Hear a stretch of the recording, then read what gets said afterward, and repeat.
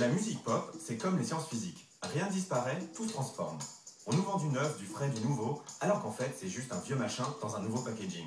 Je m'explique.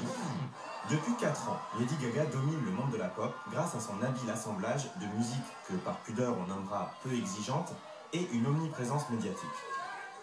Elle est arrivée sur la scène en 2008 avec des singles entêtants d'influence Eurodance et apparaissant régulièrement avec un étonnant nœud en cheveux sur la tête qui la rendait immédiatement reconnaissable parmi 1000 blondes qui chantent que danser c'est sympa. Le succès est immédiat et on parle de révolution sur le plan de la mode, puisque la demoiselle n'hésite pas à s'habiller avec les restes de sa boucherie-charcuterie ou même de grenouilles empaillées, arborant des looks qui feront hurler mémé. Des robes provoques, des clips super produits comme des vrais films avec des génériques et tout, et une réputation sulfureuse, ce fut donc la rançon du pop success. Seulement ce n'est pas la première à nous faire le coup, j'ai nommé bien sûr Madonna. Attendez, je vous la refais plus dramatique. J'ai nommé bien sûr Madonna. En effet, la reine de la pop s'étant consacrée depuis quelques années à l'élevage d'êtres humains, la place était libre. Il suffisait donc à la jeune Gaga d'appliquer la recette du devenir Madonna en 10 leçons. Choisissez un nom de drag queen. Si Vulgana ou Monsieur Katia s'est déjà pris, n'importe quel nom qui finit en A fera l'affaire. Les idiotes au service des major compagnies, c'est bien connu, ça ne fait pas des icônes éternelles. Il faut montrer qu'on est une vraie artiste warholienne qui a compris que devenir connue, c'est un concept artistique en soi. Par exemple, en faisant un discours vaguement postmoderne sur la gratuité de la célébrité. Ça fait un télo. Se faire des fans gays. Si les gays vous idolâtrent, vous entrez au panthéon des icônes, aux côtés de Barbara Streisand, Céline Dion et Judy Garland. We want full equality. No! En plus, 100 000 fans gays, c'est mathématique, c'est une retraite assurée en tournée d'adieu.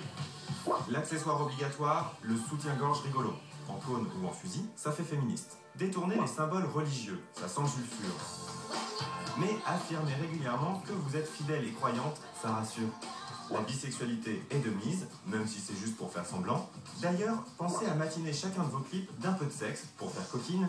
Et n'oubliez pas de faire du noir et blanc de temps en temps, car vous êtes intemporel. Proposez des mélodies simples, tellement simples d'ailleurs qu'on risque de ne plus les différencier.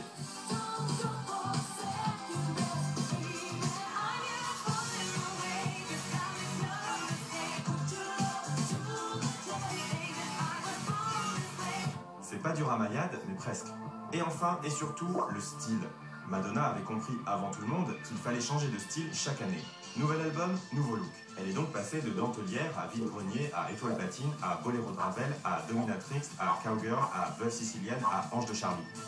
Ce que Lady Gaga a compris avant tout le monde, c'est que les temps ont changé, et que changer de look tous les ans, ça ne suffit plus.